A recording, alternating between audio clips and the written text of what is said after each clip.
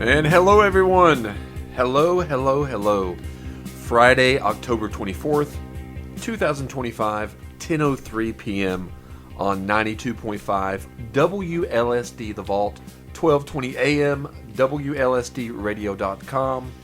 Joined with me tonight is Casey. Casey, thank you for being in studio. Absolutely, Adam. As always. And, Pleasure. Yes, we're going to have a fun time. And before we get into the show tonight, please go to all the social media. That's the Facebook, Spotify, YouTube, TikTok, and Instagram, The Other People Show.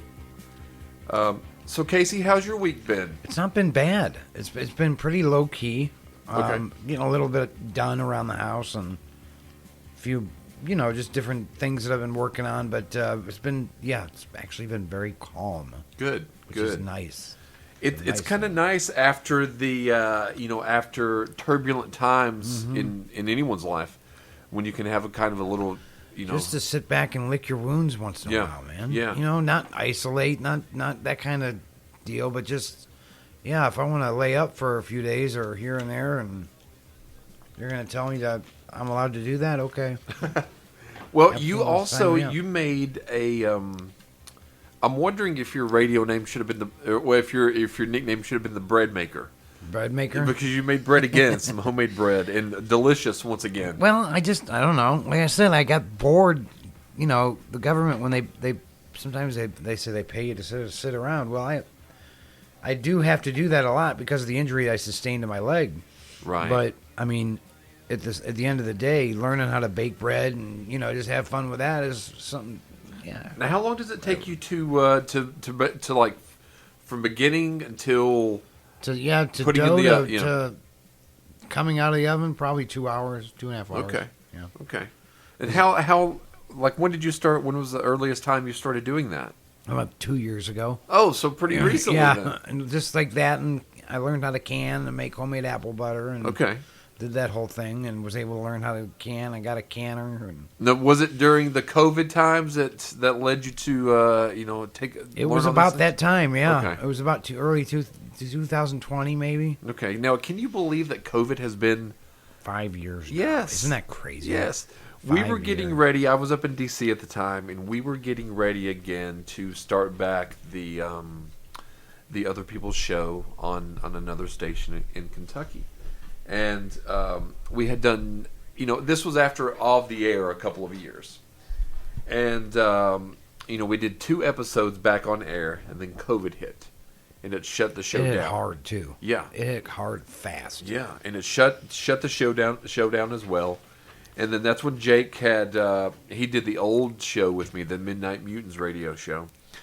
And he suggested him and I do a Zoom show, because Zoom, was a big thing at the time. Mm-hmm. So we started doing Zoom on Wednesday afternoons, and then we would do a movie show, which was kind of the birth of Real Talk. Yeah. But it was called On the Movies with Adam and Jake. So COVID led to a lot of things. You learning how to bake and can. We transitioned the show, and now we do both with the show, because when we did the show back in the day, even back in in the Fairfax, Northern Virginia time, which Right. was probably the 2006 to 2012, we were just trying to incorporate live streaming, and now it's all brought together. See, and that was about. I had to do the math. I was doing remotes and working the Marty 25 years ago. Really. So I was pretty young. I was 22, 23 behind the board and working remotes. Yeah. I was calling live baseball. Now, how did you first get involved in radio at all? Like I said, they came to our high school. The local AM radio station came to Okay. our high school. And they're now AM, FM, and they're powerhouse in the local community down there, WENG 1530 AM, down there in Florida. Right. And they had a spot to have a high school student show once a week every Saturday. Really? And they had tryouts for the host, and I came in first. Really? Or one of the top, because I ended up getting a job, and then. So what did you have to do at the tryout? I don't know. I think it was just a behind the. I think I had to produce a show from start to to end, and have all the meat in the beginning and the middle, and sum it up, and what I thought would be a good show flow, and it just all came together. So it was Perfect timing. basically your kind of tryout was a podcast before there was a podcast. Yeah. So what did you do your show on? Do you remember? No, I remember they let us come into the studio, and they actually had us each week go live on the air and produce our own show. Oh, very cool. Yeah, so that was, and then I got hired on full time as an adult, straight out of high school. From There to the Breakfast Club. Yeah. Very cool. And how long did you do the Breakfast Club? Over a year. Yeah. Okay. A good, almost 2 probably. And was it what 6 to 10 a.m. something like that? It was in the hours of 6 to 10, but there was times where I would be working, the local news. I'd be doing all the like weather, traffic, and voiceovers. stuff? Yeah, voice traffic, weather on the 30s, and all that fun stuff. Very cool. That's very cool. It was good. It was a good time. And then that's sort of how I transitioned into the major radio market down there, was with Bubba the Love Sponge show. Yes. And that was talking about transition from a local station, like sort of like WLSD set up here down here in downtown Norton, to you're needing a security pass just to get in the gate to the radio station.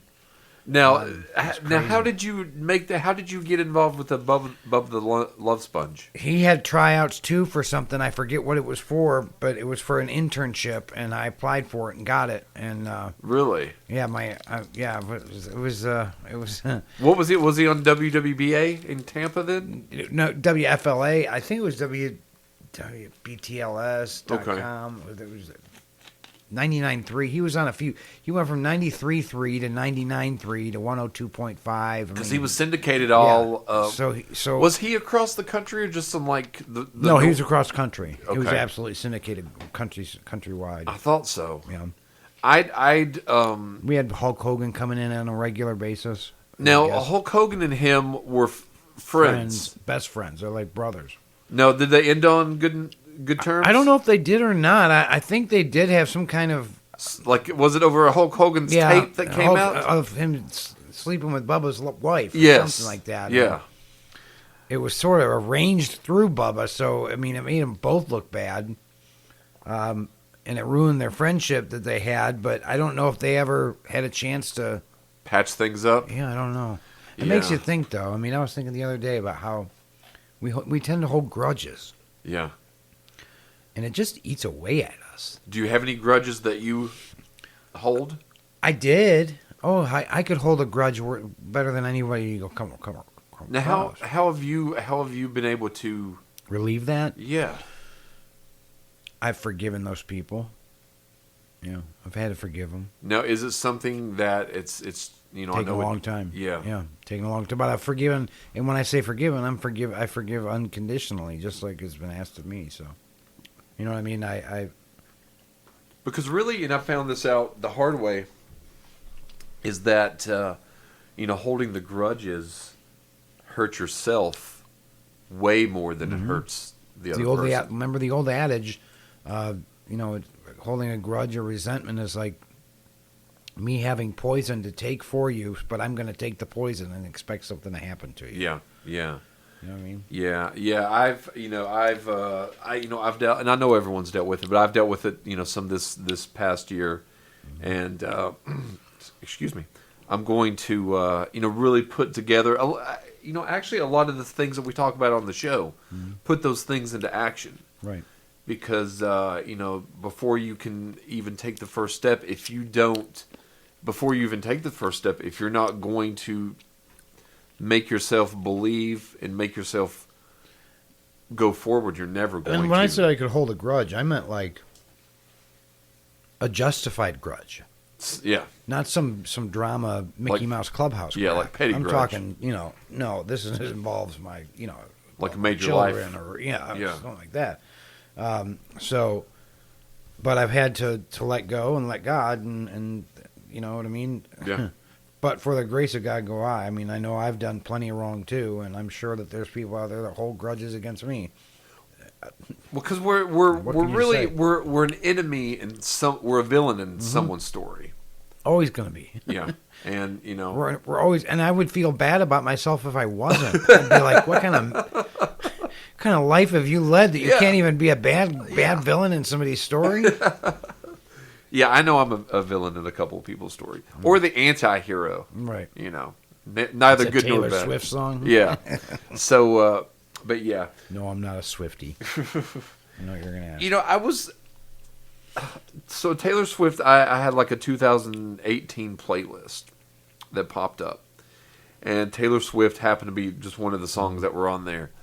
And I was thinking back that Taylor Swift, came out like 2007, 2008, something like that? She was like, wasn't she the Miley Cyrus era? Seems like. Hannah Montana era? Yeah, it seems like. And she is, I don't even know how old Taylor Swift is. Let's I think see. her and Hannah Montana were around the same time of popularity. So Taylor Swift is 35 years old, which I didn't realize she was quite that old. And she came out in 2006. So she's been out almost 20 years. Yeah. And I've yet to fully understand her popularity. You know what I mean? I remember that she was like she came out as like a country singer at first. Remember? Yeah, she had like that album Fearless, that country, and then she had Teardrops on My Guitar, You Belong to Me, and then like a crossover song. But yeah, it baffles me. But I wanted to get into a few things tonight. Now, back when we first met, like back in the summer, probably not within the first month. Yeah, we.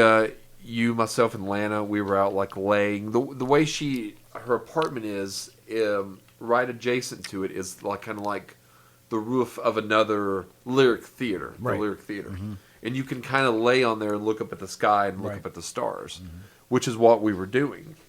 And unbeknownst to, and I don't even think Lana remembered it or even saw it that particular night. Yeah, because she saw it the next day. Because it was pretty much me on the left, you were in the middle, and she was to the far right. Wasn't it? Or no, was she in the middle? She was in the middle, and I was to the far right. Okay. You were the far left. Okay. But she didn't see it. But you and I did. Right. She happened to catch it on camera? Or no, I said I didn't have my phone, or I would have gotten it, but I had her give me hers. Right. So I recorded it on hers. And I kept saying to you, Adam, I'm like, do you see this thing? Yeah. And you're like, yeah, and it's not an airplane. And we're No. like, no, I mean, Or a drone. And we were both trying to sit there and, what do you think? I mean, we were both trying to figure out this thing away. Yeah, like what is this? Yeah. And I do think it was some kind of, it was an abnormal object. It was, to say the least, spiritual, or it was, I don't know. It was definitely something odd. Yeah, very odd. The way it moved and the way it responded to us. Now, have you ever had any? Now, is this something that you're kind of? I have never really been. I've never believed it. I was scared of them as a kid because I remember that show Unsolved Mysteries would have those stories about abductions and stuff. Those would be some freaky. I would be terrified as a child to watch that crap. A lot of the times, not just over the UFOs, but like people that would, kidnappers. Yeah. I would be afraid to look out the window. So, I mean, I grew up like that, and I'm like, come on, man. What's going on here? What's wrong with my life? No, but... have you always had like an interest in the paranormal I haven't. or the UFO? I thought it was ridiculous. Oh, okay. I said to myself, I'll believe it when I see it. And I'm a believer now because what we saw was definitely intelligently operated. Yeah. And the video, they are up on Facebook and on your Instagram also. Yeah, and I think the one's got over like 2,000 views on it. So, it's popping. Several people on the show checked it out, so go check that out. Now, what do you were telling me before we started the show a little bit about Bob Lazar. Bob Lazar. Bob Lazar, okay.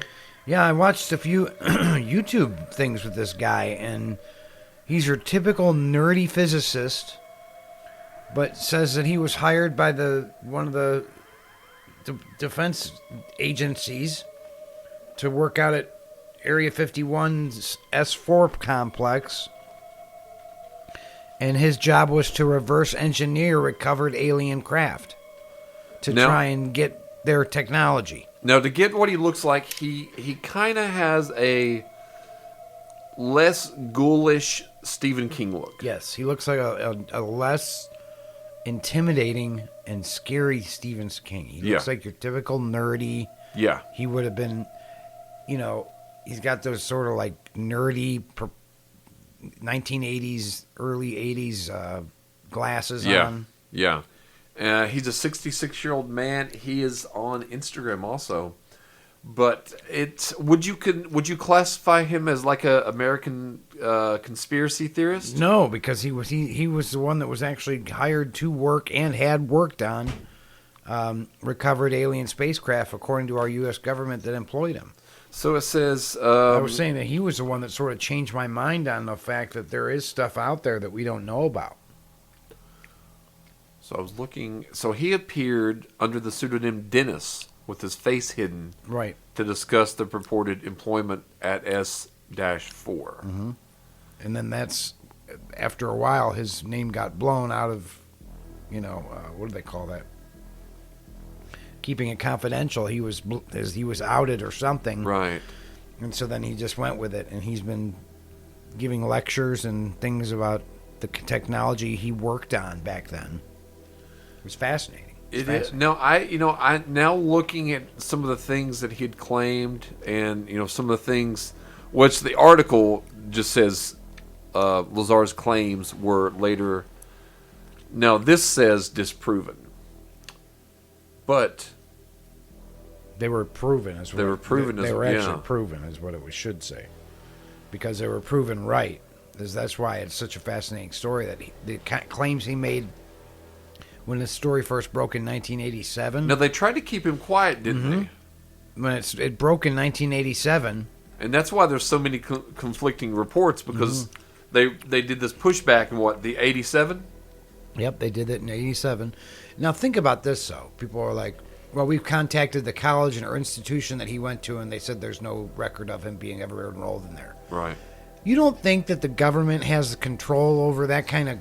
I mean, I'm not kind of trying to be some conspiracy theorist, but you don't mean to tell me that somebody from an intelligence agency can't call my college and be like, he never attended there. Delete the file. Yeah.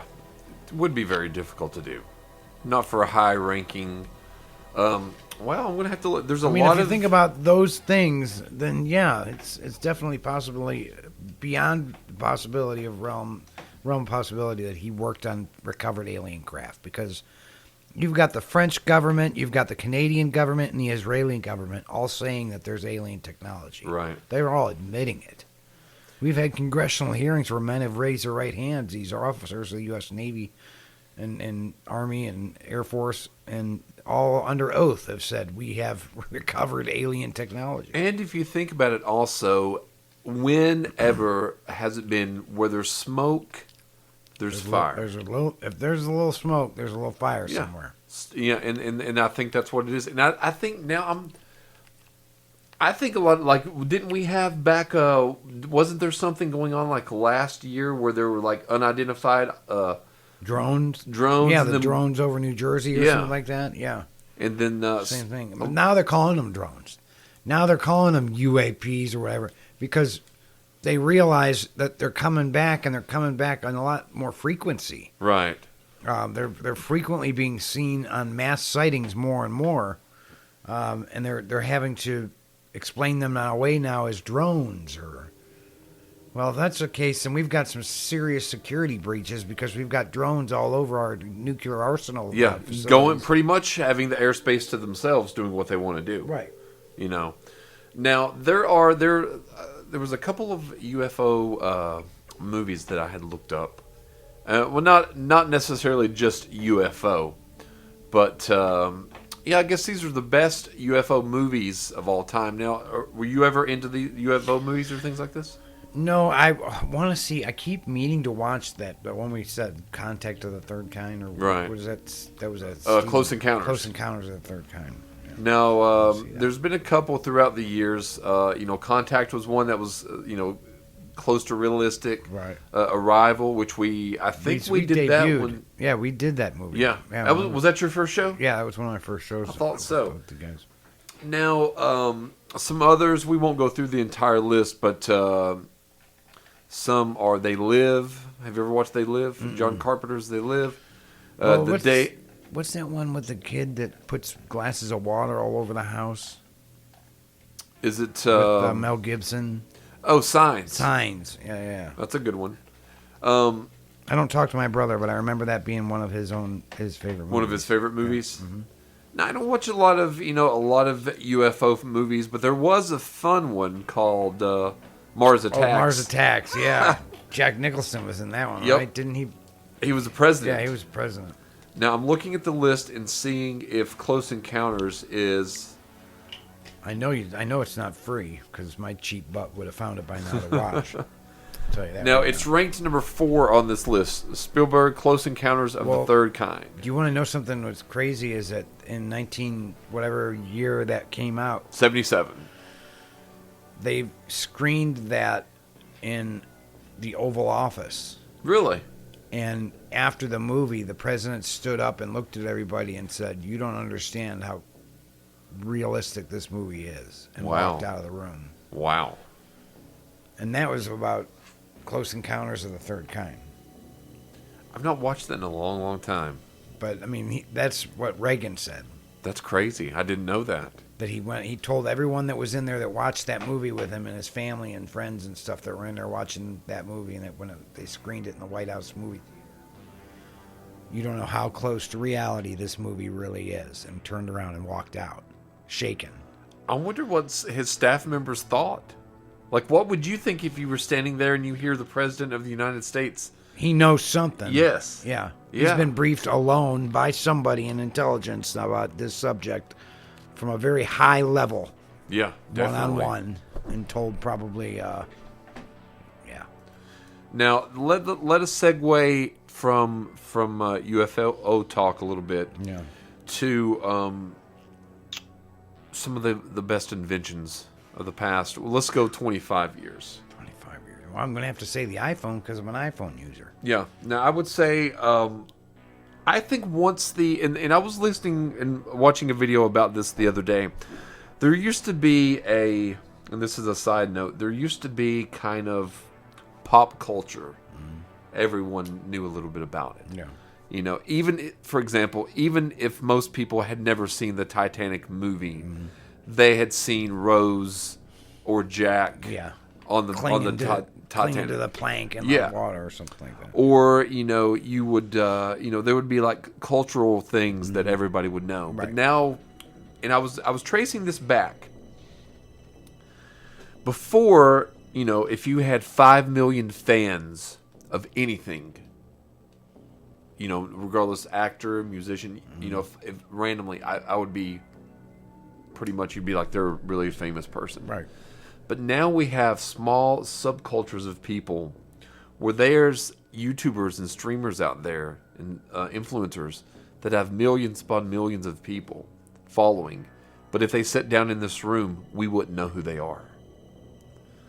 I don't think there's really a mass pop culture like there used to be due to the iPhone. There's not. And the iPhone, I mean, not just the iPhone itself, but due to the things that you can view Right. in social media and YouTube through the iPhone. Through the iPhone, all the apps, all the data that you can receive, all your brain can compute at once. I mean, I'm not saying it was the best invention ever, but I'm saying it was the most dramatic. Something like that is the most dramatic because it affects all facets of life. It even Yes. affects how I'm going to communicate with you, Adam. Yes. Instead of picking up the phone and calling you, I'm going to text you a message where you can't understand the inflection in my voice on whether or not I'm being serious or not. Or, Well, even if you go back to like 2005, that's probably when I got my first cell phone. The first cell phone I had, you couldn't text. You could only text. Right. Like 50 text okay. messages. Yeah, like okay. Yeah. Be right back Yeah. or something like that. And then it went ahead like it had like the number 1 would be like ABC, number 2 Right. would be EFG, and remember when digital cameras were a thing, Right. Now we just have Now you have all in one, but you have the SD card, and you had to have the actual camera to put the SD card in. And then remember when Apple had just the iPod itself. Now the phone has taken away the camera for the most part. The phone has taken away a CD player, cassette player, all of it. iPod. MP3 player. Yes. They're all gone. And so, I think you have touched upon something. But there's a couple because I mean, where would we be if we didn't have like when the iPhone or BlackBerry? That was probably my second or third phone. I had one called the Jute. Or the Nokia. Was it called Nokia? Nokia, yeah. Nokia was the powerhouse back in like 04, 05. Okay, so 05 was probably when I Yeah, first it was a got Nokia. one. And you could play one game on there called Snake. And it was just this little snake slithering Right. around. And it was very basic, Atari-ish looking graphics. But I don't know if I would have thought that the phone would turn into what it's turned into. No, I would have never seen it coming. No. I remember the Nextels. We thought that was the next best thing. You know, when you had to talk to text or Yeah. You know, Well, remember when they had the phones that, like, if you turn them sideways, they had like the keyboard that would slide Yeah, out. yeah, And yeah. I never had that, but I remember trying to use it when someone else was driving, and I'm thinking, why would I want to get on MySpace when I'm driving down the right? road? Exactly. Like, why would I want to do that? Yeah. It's hard to maneuver. I Yeah. can't really see anything. Right. And Now you got people doing selfies and driving Facebook Live as they're driving. So yes, and then you've got people watching fully length movies yeah. on their phone. yeah, But I think the phone and all these things have also led to shorter attention spans. yeah, Because like if you go like through the reels or on TikTok, it's really small clips. right. And I find Predisposing you to small graphic content intake. yeah, it's like Basically, I'm sitting here watching videos of petting kittens. Yeah. So what is it going to feed me? Right. More videos like that to Right. keep me locked in, to keep me holding the phone. Right. Now, luckily, I don't watch videos of kittens because I'm allergic to kittens. Never been a cat guy. No, I mean, I don't. I had a barn cat once. That was, yeah? She was, she kicked some ass. Yeah, What was her name? Huh? Barn cat. Okay, that was the name. Okay. Barn cat. Now, Hey, barn cat. Plenty of mice. I'm going to look at a few important inventions of the last 25 years. Now, what do you think about GPS? Yeah, of course. That has to play into it. You know what I mean? Where would Yeah. we be without it? Do you remember having to go to the local AAA office to get your trip tick to take a cross country? Like if I wanted to go from here to Ohio in maps, you could go to get something called a trip tick, and it would be printed maps and sequence of your trip. From No, I didn't point know A to that. Point B. Really? That's pretty cool. I did And not this know was that. like early 2000s? late. Well, from the 80s on. Okay, no, I And didn't then know once that. GPS hit, those are gone. Now, here's a couple on productfocus.com. This is the top 25. We'll just go through a few of these. They have we'll start at 25. I'll just hit some of the top ones. Amazon, Yeah. I would say, because, and you could break that down into, they've got this broke down into subgenre on there, but I have written down online shopping. Yeah. Because I do remember early on, I was probably mid-teenager, maybe mid-teenager, when you could start ordering things Right. online. Probably earlier than that, but I didn't have a home computer. And then you could, I remember, ordering things over winning bids on eBay. And then that was a thing. And then now Amazon, you can order, I could order something now. They and have so many distributors. And so Yes. it's like you can type in literally anything in the world and it's going to show something. Yes, and you're going to somebody. get it, most likely, you can get it in 24 hours. It's And crazy. I remember, and it's not even that long ago, but I do remember, ordering something and it taking 6 to... Now, 4 to sometimes... 6 business weeks. Yeah. Yeah. And then it would get lost and Yeah. take even longer. Remember those CDs you could buy for like a penny a CD or something? Remember? Yeah, Columbia House or BMG. Yeah. And you would always get, I remember I'd try and sign up. I had Beatles box sets and stuff sent to my house.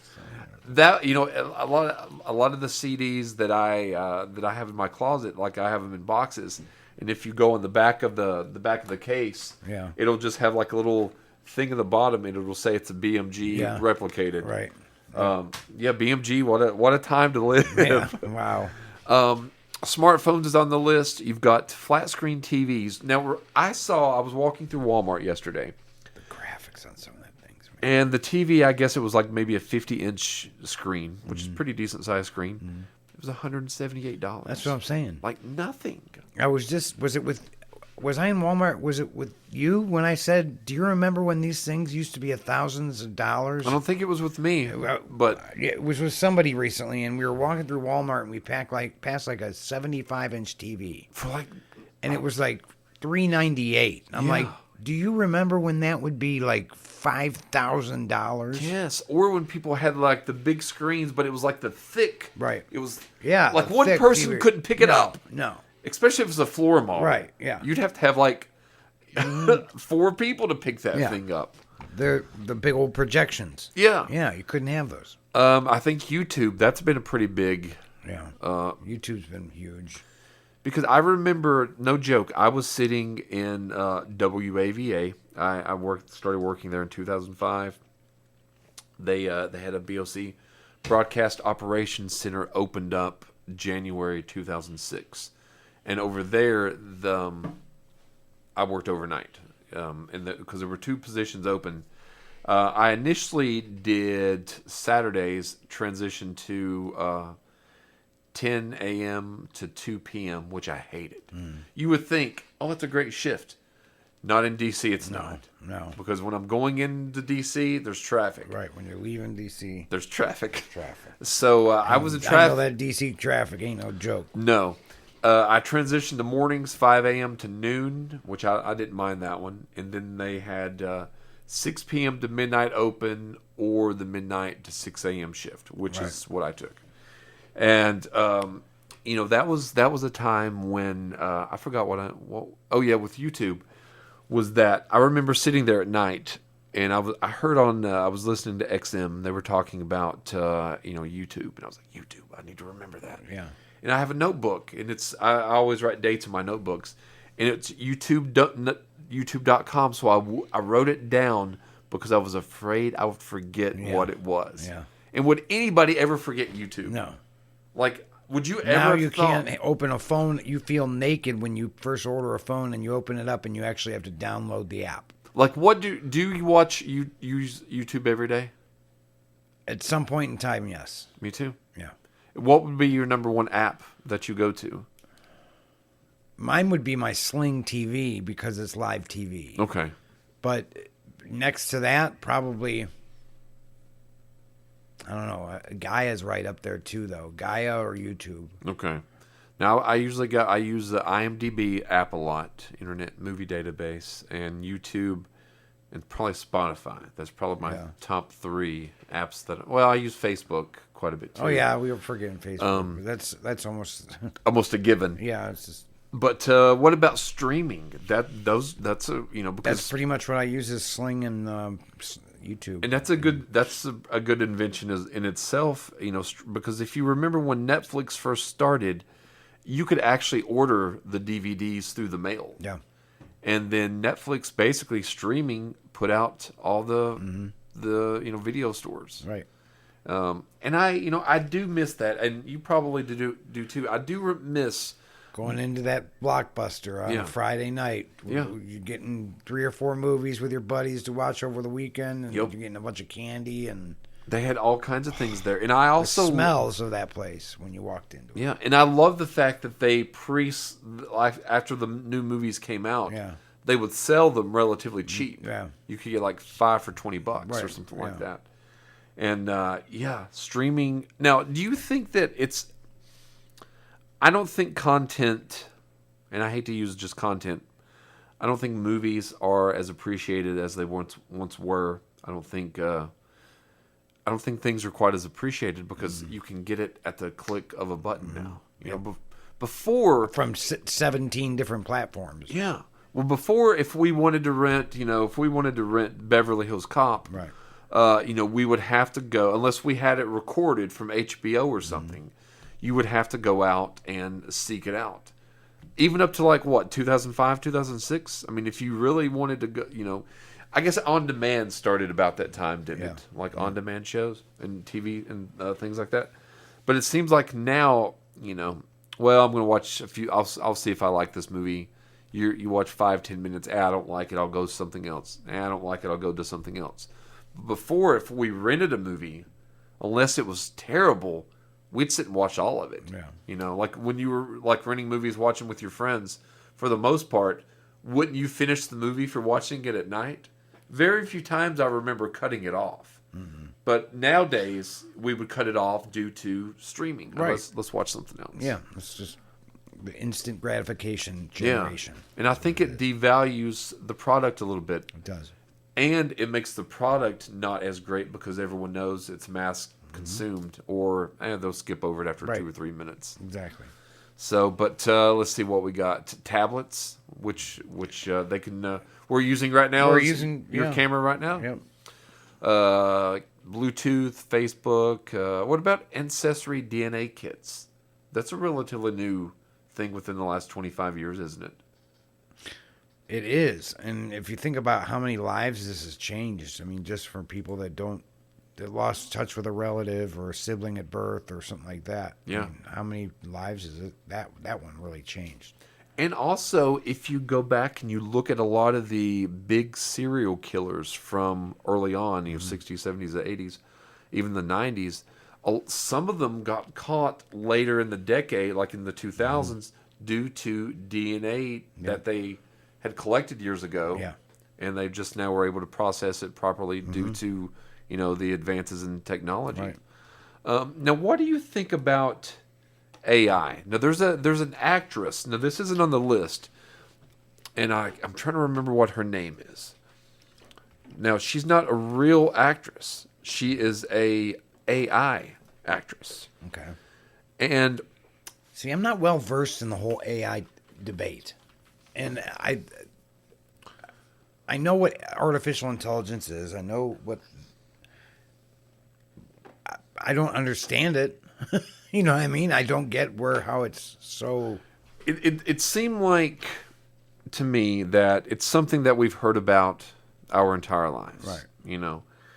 And it's something that all of a sudden we're seeing all these videos. Like Lana the other day showed me a video or a picture of Youngblood on, like Time Magazine. She said, "Oh, look, Youngblood's on Time Magazine." And I looked at that, and it looked realistic. It looked real.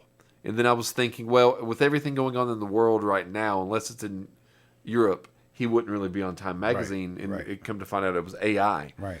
And now you can, I'll have videos on Instagram or whoever, whatever will pop up, and it'll be like, Leonardo DiCaprio talking about something, but then it really be AI, right? Leonardo DiCaprio, and it's becoming so realistic. And there was a lady that I worked with. Her daughter yesterday actually was wanting to. She was telling me, reading me some of her work that she was about to turn in, and she wanted me to listen to her grammar and stuff. So I recorded what she said and ran it through AI to check the grammar and everything like that. And I said, what do they do if someone turns in an AI, homework? She said, there's a program or something that we scan, and they run it through to test to see if it's AI. But you can do anything like ChatGPT. Have you ever went on there? I have. It's been fascinating. I mean, I had a plant. I was trying to survive a plant, and I would Right. go on the ChatGPT every day. Hey, how's it looking? And upload a picture of it, and it would tell me down to detail what I needed to do and how it was looking, and it was crazy. Well, it is. You can sit there and have a conversation with AI, just like it's you and I sitting here. Mm-hmm. We could probably, AI a radio show, Right. and people would. They wouldn't know the difference. No, they wouldn't know the difference, and that brings me to this actress, and she's an AI actress, Tilly Norwood. Now, we're not really sure if this is a stunt or what this is exactly, but she was created by a YouTube performer and sketch comedian who is now working on a show about AI. And I just learned about this person today. But if you're at home or listening or online listening, type in Tilly Norwood, and look her up there, Casey. See what I'm you going to think. see what I think here. Now, see if you think she looks like an AI generated character. Now, she sparked controversy and backlash from real actors and unions. So she's not real. No, she's She's not. just an AI produced image. Yes. But if you look at the photos of her, she looks real. I mean, she looks to me as real as you're sitting here, as real as I'm sitting here. And what they're really afraid of, and this is something that I was thinking about as well with the subcultures, since there's not really a collective pop culture, is it's going to come down to you're going to be able to just talk into your phone and device and create a movie with the characters, with the plot, everything that you want it to be. And I'll be able to sit here and do the same thing. Right. Which I think will make the pop culture collective even smaller subgroup. Yep. Because it's going to be catered to all these individual people. Right. And then you're going to more isolation. More isolation. Oh, it's just going to be terrible. Which I don't think, and I'm not against AI because I do realize AI is a good tool. You can create resumes. Progress. Yeah. Yes. But I do see it turning into where it could take over one day. Like the Terminator. That's a lot of the fear is that it could take over in some realm, shape, or form. But yet to be determined. Yes, what because that would be. I mean it's taken off so quickly. Now there was back in I think 2002 there was a Al Pacino Winona Ryder movie called Simone, and the movie was a flop movie. Nobody has probably ever heard of it. I've never heard of it. So yeah, so Al Pacino. I've never watched it, but I've seen the preview of it multiple times. So in the movie, Al Pacino's character, I think he's like a publicist or agent or something. His career's going down.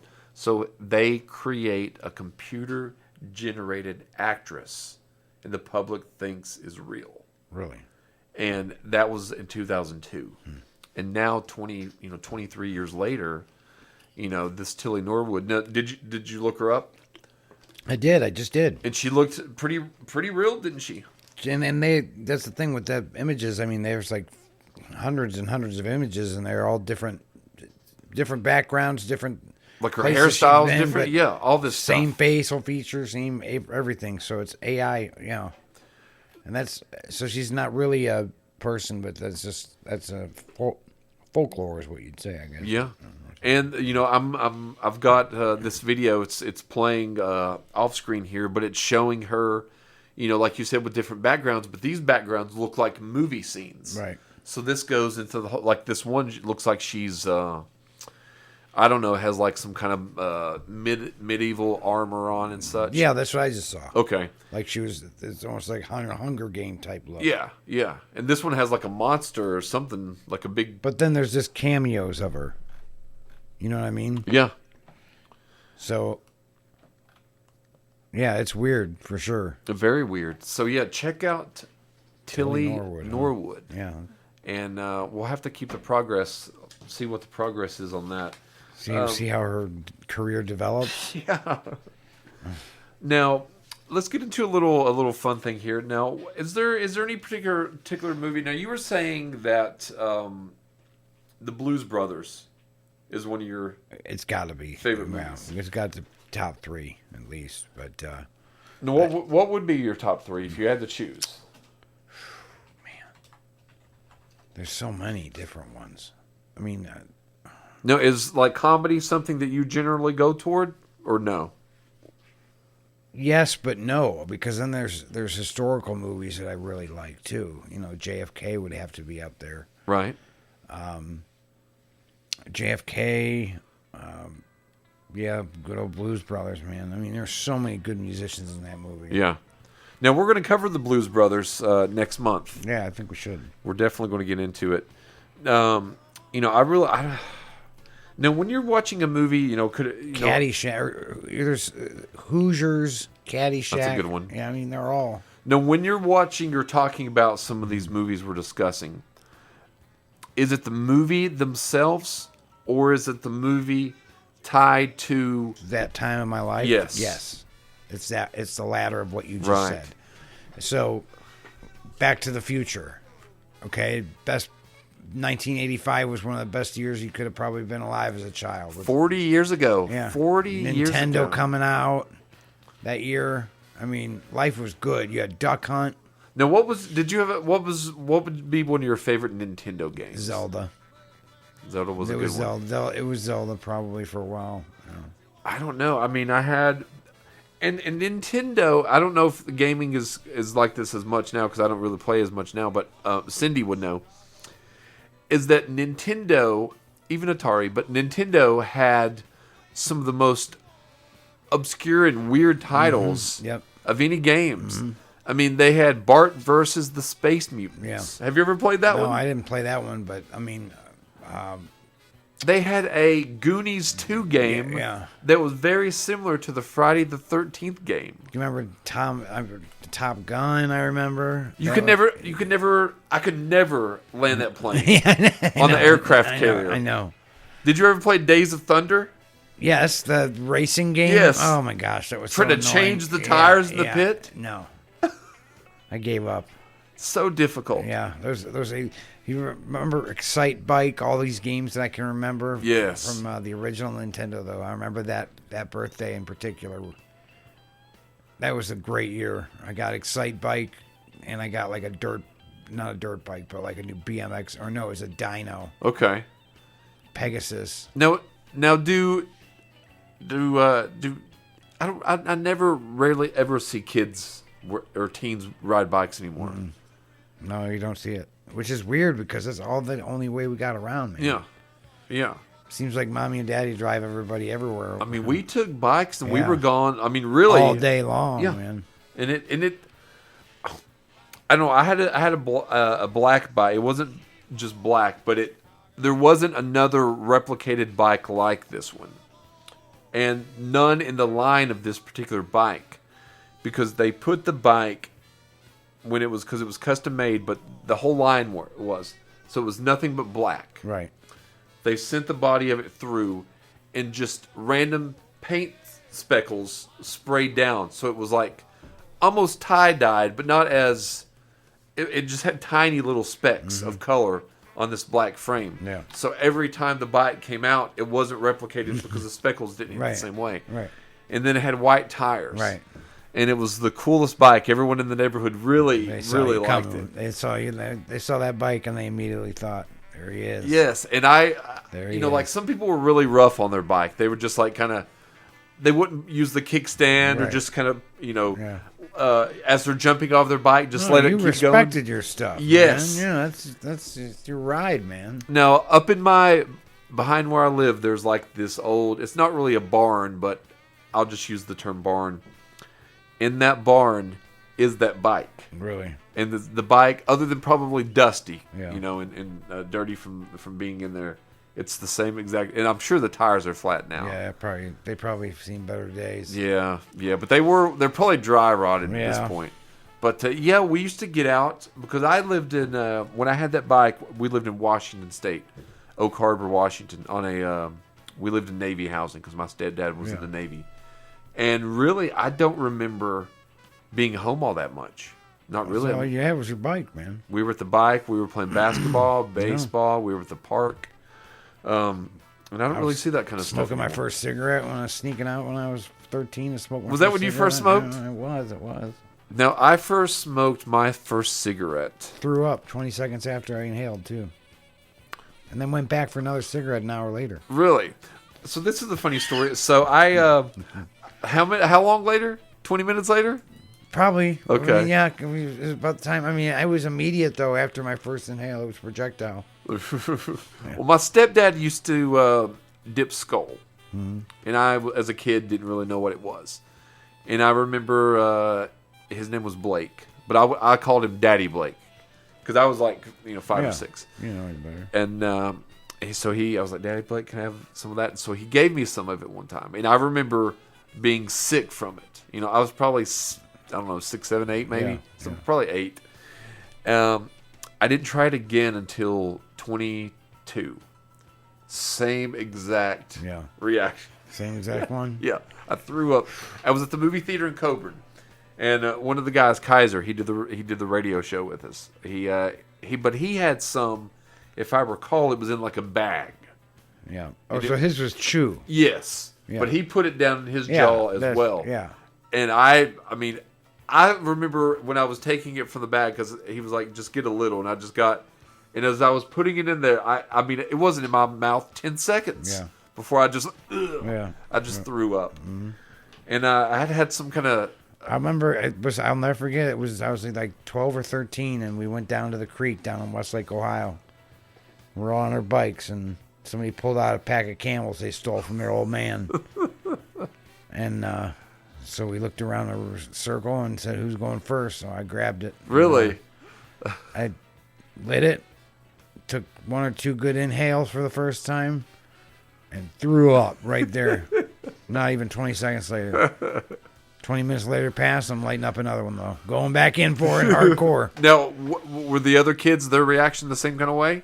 I think they all sort of, if they didn't get sick, they held it in. Okay. I think we all, because that was our first time inhaling an unfiltered. Right. That was an unfiltered. It was Camel? Yeah.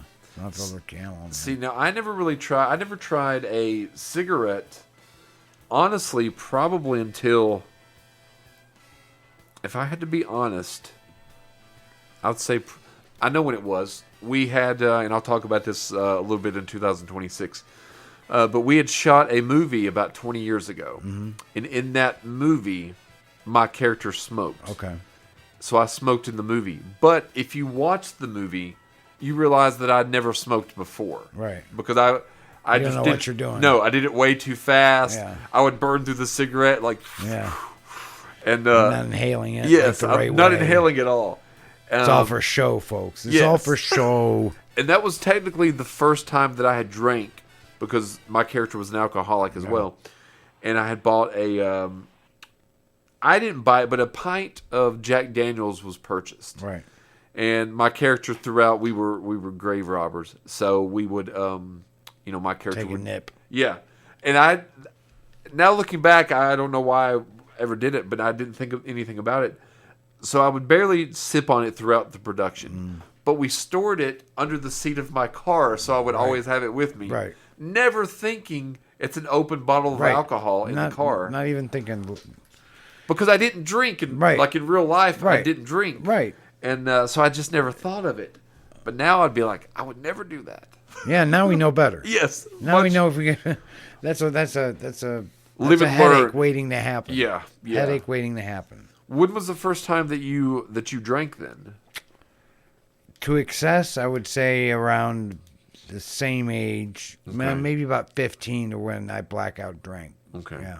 I woke up in remember those stores or restaurants up north, Friendlies? Yeah. By the ice cream and stuff? Yeah. I woke up in a dry retention pond next to a Friendlies. That's all I know. Wow. The next morning. Now, I had never, and I'm not proud of this, but I had never not remembered things until this year. Yeah. And that's when I was like, let's not do that anymore. So, yeah. Yeah, that's a scary feeling when you can't remember. Yes. It's horrible.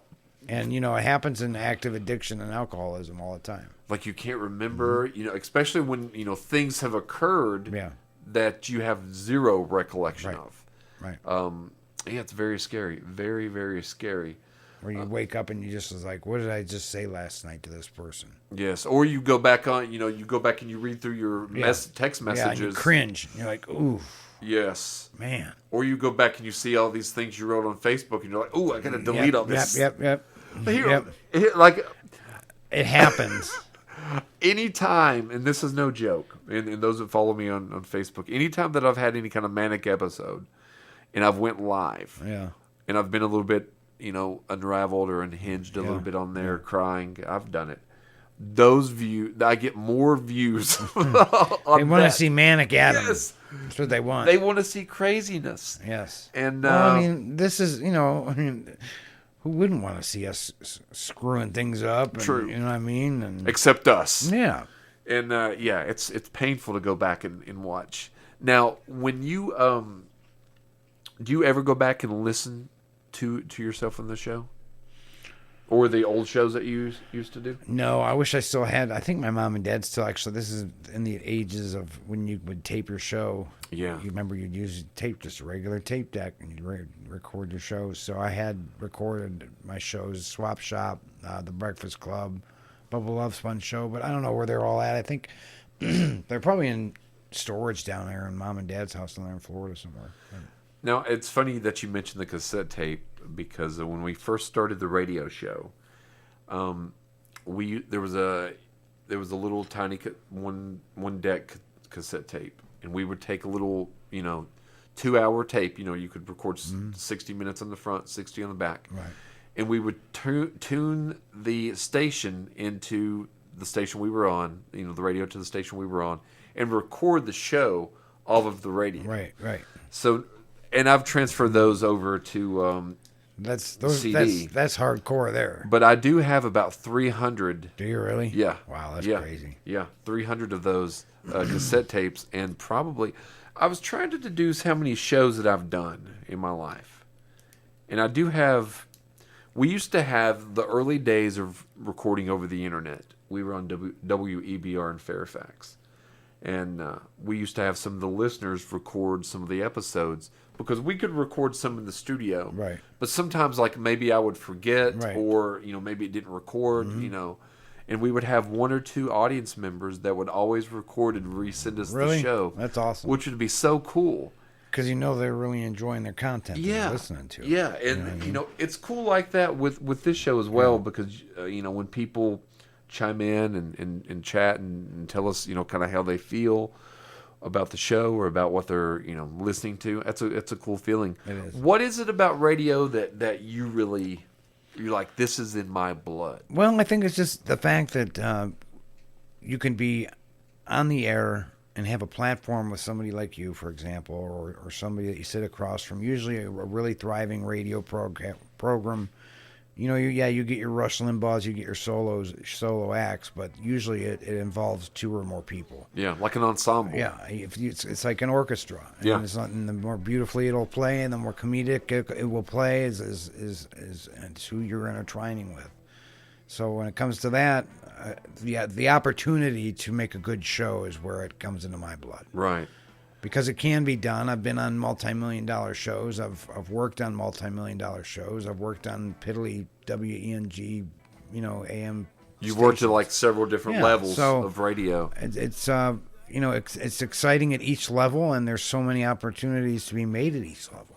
Now, what did you think? Now, how long were you on? Did you do the Bubba the Love Sponge? Not very long, because I was having to drive from where I lived to Tampa, Florida, every day, back and forth. Oh, you were on every day? Yeah, this was every morning. Now, was there any kind of second or third or fourth mic changes during the time you were there?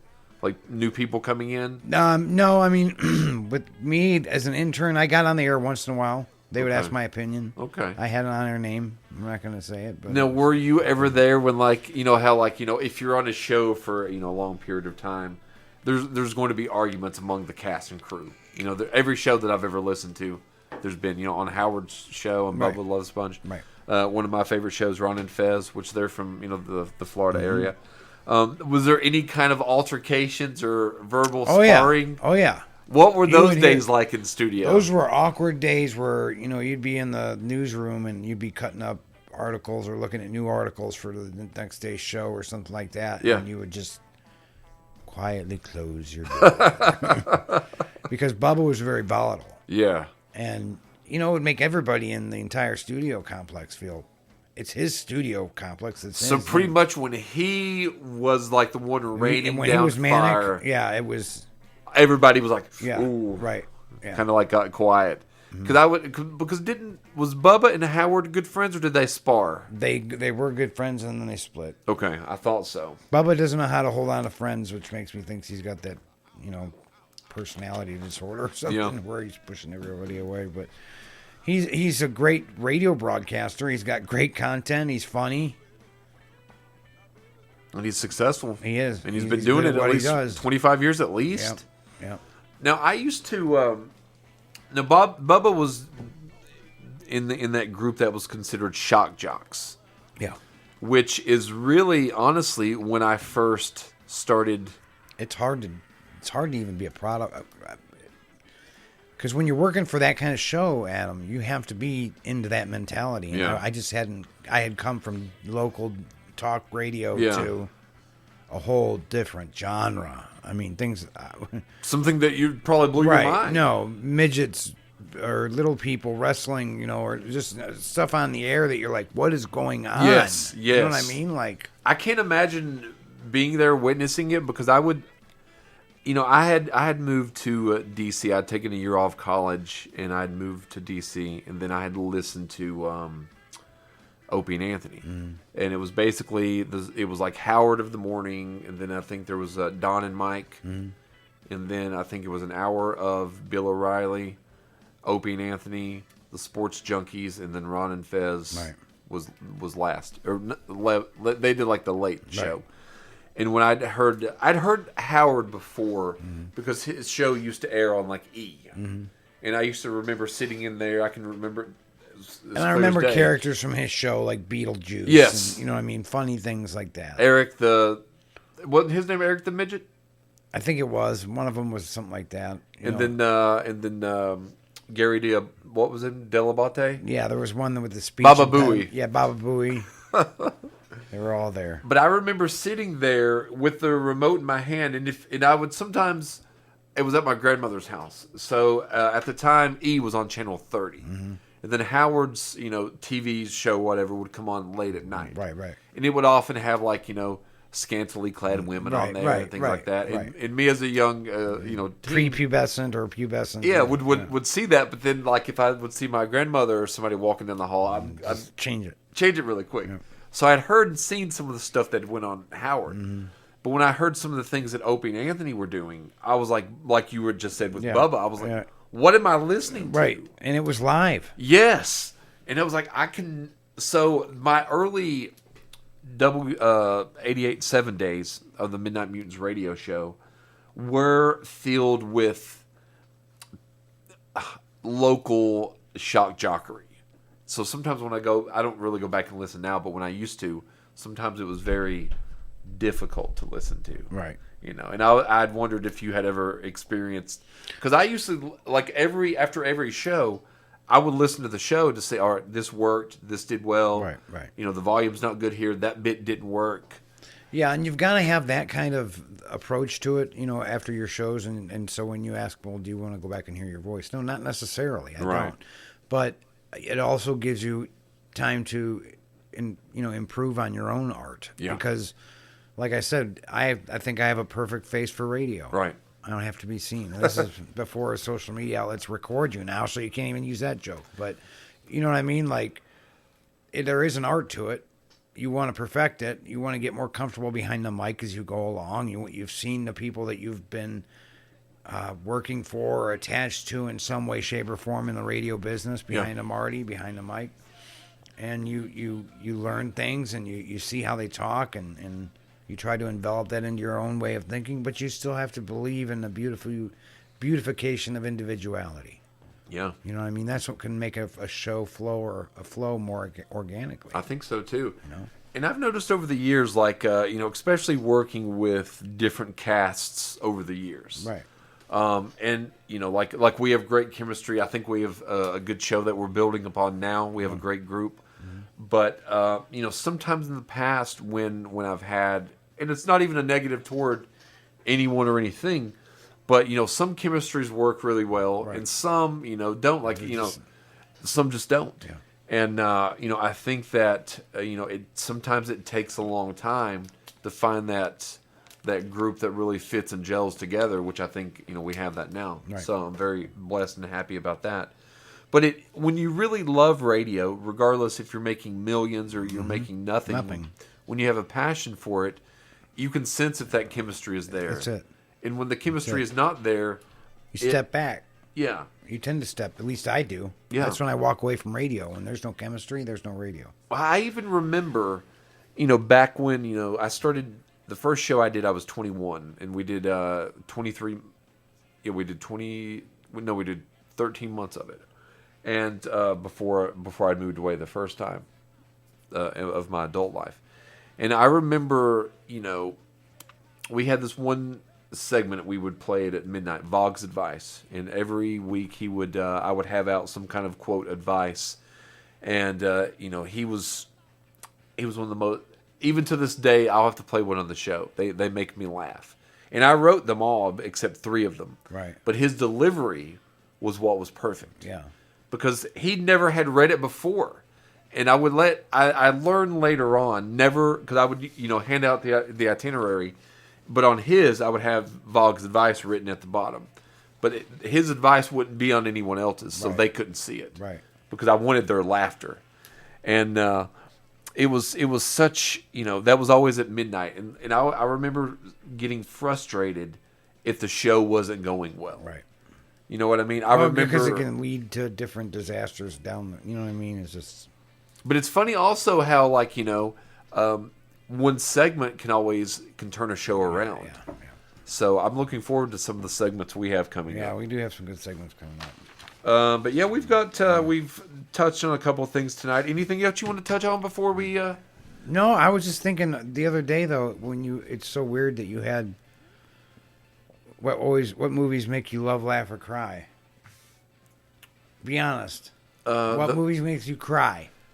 Let's leave the other 2 out. Okay, that making me cry. I will often cry on Eternal Sunshine of the Spotless Mind. Okay. Have you ever watched that one? Jim Carrey movie? No, I haven't. It's where it's a drama, and it's basically where him and Kate Winslet's character, Clementine, his name's Joel. They are in, they've been in a relationship, and they just don't get along. Right. So he goes to a clinic where he's able to erase her from his mind. But as he's going through the process, a lot of the movie takes place inside of his mind. He regrets having this operation done. Right. So he's trying to savor the memories that are left of him and her together in his mind. So he's going to different compartments of his mind to hide her in there. And then eventually, it sizzles out. Yeah. But it's a very sad movie, but it also takes me back to what you were saying earlier, is it connects to that point of my life as well. Mm-hmm. And, that was kind of a more, early, early 20s, trying to discover, I've never really been able, I still feel that way to a certain extent. Do you ever get to a place where you're like, okay, this is what my life is going to be, or is it always kind of shifting and changing? I think it's constantly evolving. I think so too. It's constantly evolving because, do you think everyone's life is like that, or more of a creative life? I think, I look at my parents and they've been doing the same thing now for going on 35. Now they're retired, but doing the same routines probably for 35, 40 years, and it's like I like routines in a way, but it's but I don't, and I always, I want to be able to do radio until I can't talk anymore. Right. But I don't want it just to be radio, and I want it to be, I don't always want it to be. You want your content to be different. Yes. You want to, absolutely. Evolve branch out, and I don't think there's one way better than the other, but I'll see, people on social media, and it seems like, not that they have I don't want to use bad, but it's a lot of differing lives. Right. But it's the lives, kind of that we lead in a way, kind of off the beaten path a little bit. And I think that's a lot of ways, a lot of radio people's like that. Because if you think back, before, back in even probably the 90s, if you wanted to listen, if I was a general manager in Pittsburgh and I wanted to listen to, Bubba let's say Bubba wasn't, popular, just only popular in Tampa, other than sending me a demo, how else am I going to listen? I'm going to have to fly down to Florida, where Bubba is in Tampa, and tune in, unless he sends me a demo. Now, you can just tune in, anywhere, on WLSDradio.com and listen to the show. And, radio used to be, I got a job in Nashville. All right, that station flipped. We're going to Chicago. That's that station changed. We're going to Seattle. So it used to kind of be a traveling lifestyle in a way. If I would have stayed in it, I would have probably done the circuit myself. Now, how if you had in a different alternate reality? Let's say that you did stay. Yeah. What do you think, or I would have probably, there was a couple radio stations in the area that I would have probably progressed to. One in WCCF down in so you sat back and you've thought, yeah, what if I had? Yeah, well, on almost every major life experience, Adam, I've done that on. Me too. You know what I mean? Yes. What would I have done differently? What would I have done if I would have rode that out? What would have happened? Right. Now, do you think? Now, obviously, there would be no way that you would know, but do you think that you would have stayed and just continued to do radio in Florida, or do you? No, I think I would have gone. I would have done the circuit. I would have probably done the cross country circuit on different radio. No, is there any certain market that you would be like, this is the market that I would? I know everyone says New York, and that's cool if that's your answer as well. But I've always wanted to. I would love to work in radio in New York, of course. But I mean, if anywhere, maybe Seattle. Okay. Yeah, I was thinking Seattle would be a cool city. That would be. Have you been there before? I haven't. It just seems like it'd be a cool city to set up shop, and it'd be cool vibes. And now we went. Like I said, we lived in Oak Harbor, which was it was near Canada. It was on a little island, and from what I recall, it was about an hour and a half, maybe 2 hours from Seattle, and we went there twice. But we took the ferry over, which we didn't do that often. I've only done it maybe 3 times in my life, and that's probably why I remember. And Seattle was cool. I have memories as a kid going there, right? But I've never been there as an adult, right? And I'd often thought, where I would want to end up doing radio. I love doing radio here. Don't get me wrong, right? But if it were to be like, if I had traveled around. I probably would have stayed away from, unless the only opportunity, colder places. But you like the cold. I love the cold. I was just thinking something like Minneapolis. That's around. I'd post up in Minneapolis, Bismarck, North Dakota. Oh, geez. Listen, if it's a good market and I've got a good listenership, then heck yeah. Now, sign me up. I would do that as well. I wouldn't really let the weather, because DC wasn't. Was warm. Put a space heater in your studio. Yeah, it'll be all right. So, but it was kind of like I would go where the job, has me go, and I would always think it would be so cool to, move to even a smaller market and be like, this is be a surprise blessing, right? Blessing in disguise type deal. Yeah, absolutely.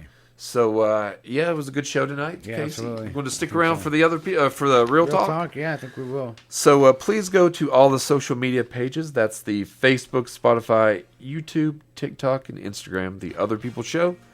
And we will be back for Real Talk on 92.5 WLSD, The Vault.